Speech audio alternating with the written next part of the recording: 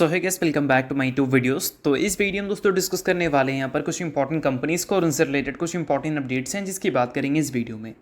तो चलिए दोस्तों वीडियो की शुरुआत करते हैं। सबसे पहले कंपनी को डिस्कस करते हैं। पहली कंपनी का नाम है आरती इंडस्ट्रीज लिमिटेड।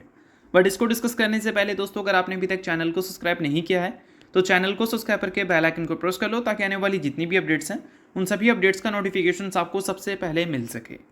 तो चलिए दोस्तों वीडियो की शुरुआत करते हैं। सबसे पहले बात करते हैं आरती इंडस्ट्रीज से रिलेटेड कुछ इंपॉर्टेंट अपडेट्स के बारे में। सो देखो दोस्तों, किसी भी कंपनी में जब आप इन्वेस्ट करते हैं तो उस कंपनी में आपको बेसिकली 3 फेज देखने को मिलता है, जिसमें एक फेज में कंपनी ग्रो कर रही होती है, एक फेज में कंपनी के नंबर्स साइडवेज परफॉर्म कर रहे होते हैं और एक फेज में कंपनी के नंबर्स आपको खराब परफॉर्म करते हुए दिखते हैं। और ये तीनों फेज में अल्टीमेटली कंपनी का जो परफॉर्मेंस है वो एकदम आपको डिफरेंट देखने को मिलता है। ग्रोइंग फेज में रिटर्न्स बन रहे होते हैं, साइडवेज फेज में रिटर्न्स नहीं बन रहे होते हैं और डी ग्रोथ फेज में लगातार रिटर्न्स आपसे लिया जाता है। इट मीन्स आपको लॉस हो रहा होता है। अब अगर पिछले 5 साल की बात करें तो इस कंपनी के साथ सबसे बड़ा प्रॉब्लम ये रहा है कि कंपनी ने नंबर्स को ग्रो ही नहीं किया है। अगर कंपनी के रेवेन्यू की बात करें तो उसमें तो चलो फिर भी ग्रोथ दिखी है पिछले 5 साल, 3 साल, 1 साल में। बट जब हम बात करते हैं प्रॉफिट की, जो कि सबसे इंपॉर्टेंट पैरामीटर है, हर कोई प्रॉफिट के लिए काम करता है और पिछले 5 साल का प्रॉफिट ग्रोथ CAGR नेगेटिव है, 3 साल का CAGR भी नेगेटिव है और पिछले 1 साल का नंबर भी नेगेटिव है। और प्रॉफिट अगर आपका नेगेटिव रहेगा तो आपका स्टॉक प्राइस CAGR भी कुछ नेगेटिव ही देखने को मिलेंगे। अब इम्पॉर्टेंट ये है कि ये जो फेज़ रहा है पिछले 5 साल, 3 साल और 1 साल का, इस फेज़ में क्या आरती इंडस्ट्रीज से रिलेटेड कोई पर्सनली अपडेट्स हमें देखने को मिली है, उनसे रिलेटेड कोई इंटरनल प्रॉब्लम्स हमें देखने को मिली है? तो ऐसा बिल्कुल भी नहीं है। प्रॉब्लम जो था वो पूरे हमें इस सेक्टर का ही देखने को मिला था। और ये कौन से सेक्टर की कंपनी है? तो ये है केमिकल सेक्टर की। अब केमिकल सेक्टर में सबसे बड़ा प्रॉब्लम कब क्रिएट होता है? जब क्रूड ऑयल के प्राइसेस हमें बढ़ते हुए देखने को मिलते हैं। क्रूड ऑयल के प्राइसेस जब $60 पर बैरल के आसपास हमें देखने को मिल रहे थे, तब आरती इंडस्ट्री और बाकी की जो केमिकल कंपनीज हैं वो अच्छे नंबर्स रिपोर्ट किया करती थी और रिटर्न्स भी अच्छे बनते थे। फिर रशिया यूक्रेन क्राइसिस के बाद काफ़ी सारे सैंक्शंस लगे, उसके बाद क्रूड ऑयल के प्राइसेस ऑलमोस्ट हो गया था वहाँ से डबल। और उसके बाद कंपनी को मिलने लगा था कम मार्जिन और कम मार्जिन की वजह से कंपनी को प्रॉब्लम हुआ था अच्छे खासे प्रॉफिट कॉम्प्रोमाइज़ करना। और इस बीच में दोस्तों जब क्रूड ऑयल के प्राइसेस थोड़े से नॉर्मलाइज हुए तो चाइना ने इन्वेंट्री को कम करने की कोशिश की और इसमें अपने जो प्रोडक्ट्स हैं चाइना के, उसको काफ़ी कम दाम में ग्लोबली वो एक्सपोर्ट करने लगे, जिस वजह से इंडियन केमिकल कंपनीज़ का जो डिमांड है वो और भी कम हो गया और इनके जो नंबर्स हैं उसमें साफ साफ इसका इफेक्ट हमें देखने को मिल रहा है।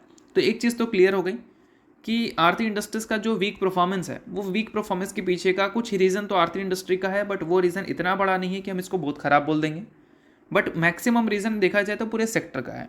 तो अगर किसी एक कंपनी को ख़राब बोल रहे हो तो आप उस सेक्टर को भी एनालिसिस कर लो, और वो सेक्टर का भी ख़राब परफॉर्मेंस है तो किसी एक कंपनी को ज़्यादा ख़राब बोलना गलत होता है। तो आरती इंडस्ट्रीज़ कैपेक्स वगैरह अच्छा कर रखी है पिछले कुछ टाइम में और आगे भी कैपेक्स कर रही है। तो पर्सनली अगर मेरे हिसाब से देखें तो कंपनी के मैनेजमेंट का जिस हिसाब से कैपेक्स प्लान है उस हिसाब से फ्यूचर में तो कंपनी अपने प्रॉफिट्स को ग्रो करते हुए नज़र आ सकती है, और वो फ्यूचर कब होगा उसका कोई भी डेट नहीं है मेरे पास। तो इस चीज़ पे एक बार रिसर्च कर लेना। तो जो भी आरती इंडस्ट्रीज़ के इन्वेस्टर हैं वो इस चीज़ को नोट कर लेना। तो चलिए अब डिस्कस कर लेते हैं अगली कंपनी को। अगली कंपनी का नाम है दोस्तों टाटा पावर। अब टाटा पावर ने फिलहाल काफ़ी अच्छा पावर दिखाया है, जिस वजह से नेक्स्ट ट्रेडिंग सेशन स्टॉक थोड़ा फोकस में भी रहता हुआ दिख सकता है। अब दोस्तों न्यूज़ यहाँ पर यह है कि टाटा पावर रिन्यूएबल, जो कि टाटा पावर की सब्सिडरी है, उन्होंने इन्वेस्ट किया है 49,000 करोड़ रुपए इन ग्रीन प्रोजेक्ट्स, जो कि कहाँ हैं? आंध्र प्रदेश में। और इसके लिए दोस्तों फिलहाल उनको मिल चुका है, बोल सकते हैं 7 गीगावाट तक की कैपेसिटी को डेवलप करने। और वो जो 7 गीगावाट तक की कैपेसिटी है वो सोलर का भी रहेगा, विंड का भी रहेगा और हाइब्रिड का भी रहेगा। तो देखा जाए तो मल्टीपल प्रोजेक्ट्स कंपनी को मिले हैं आंध्र प्रदेश में, और इसके लिए कंपनी अच्छा खासा बड़ा अमाउंट इन्वेस्ट भी करने वाली है। बट ऐसा नहीं है कि ये चीज़ हमें पहली बार सुनने को मिल रही है। अब एक हफ्ते पहले एक और न्यूज़ हमें देखने को मिली थी, जिस न्यूज़ में मेंशन था कि टाटा पावर की सब्सिडरी यानी कि टाटा पावर रिन्यूएबल एनर्जी ने एक MOU साइन किया है आसाम गवर्नमेंट के साथ, और उस MOU के बदले टाटा पावर जो है वो 30,000 करोड़ रुपए इन्वेस्ट करने वाली है, और इसके बदले Assam government 5,000 megawatt renewable project उनको देने वाले हैं। अब 5,000 मेगावाट रिन्यूएबल प्रोजेक्ट का मतलब होता है 5 गीगावाट, और 5 गीगावाट यहाँ से मिल गया, और अभी देखा जाए तो अप टू 7 गीगावाट आपको यहाँ से भी देखने को मिल रही है। लगभग माने तो 10-12 गीगावाट के आसपास की कैपेसिटी कंपनी ने पिछले एक हफ्ते में गेन कर ली है। और ये एक तरह से देखा जाए तो बिजनेस पॉइंट ऑफ व्यू से काफ़ी अच्छी खबर है। और अभी दोस्तों कंपनी जितना भी रेवेन्यू जनरेट करती है उसका मैक्सिमम हिस्सा हमें ट्रांसमिशन सेगमेंट से, हाइड्रो सेगमेंट से, ये थर्मल सेगमेंट से आता हुआ देखने को मिलता है। बट कंपनी के फ्यूचर प्लान्स ये हैं कि मैनेजमेंट एंटिसिपेट कर रही है क्लीन एंड ग्रीन कैपेसिटी को 70% तक कर देना है 2030 तक, यानी कि कंपनी का जो टोटल कैपेसिटी है उसका 70% क्लीन एंड ग्रीन कैपेसिटी रहेगा और बाकी का हिस्सा जो है वो हमें बाकी सेगमेंट्स लेती हुई देखने को मिलेगी। फिलहाल ये जो कैपेसिटी है वो 43% पे स्टैंड कर रही है, जिसको फ्यूचर में कंपनी 70% तक करने वाली है अगले 5 सालों में, ऐसा भी हम बोल सकते हैं। और अभी तक फर्स्ट 3 क्वार्टर्स हमें देखने को मिल चुके हैं इस फाइनेंशियल ईयर का, और इस क्वार्टर तक कंपनी ने करीब 12,000 करोड़ रुपए के कैपेक्स ऑलरेडी एग्जीक्यूट कर दिए हैं।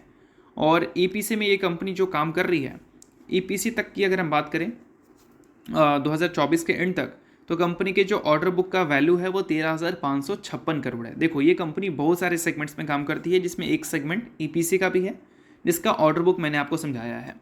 और उसके अलावा दोस्तों कंपनी 2025 को लेकर, यानी कि 2025 के फाइनेंशियल ईयर को लेकर, कैलेंडर ईयर को लेकर नहीं बोल रहा हूँ मैं आपको, उसको लेकर जो कैपेक्स की एक्सपेक्टेशन दिखाई उन्होंने वो है 22,000 करोड़ का नंबर, जो कि आप यहाँ पर नोट कर लेना।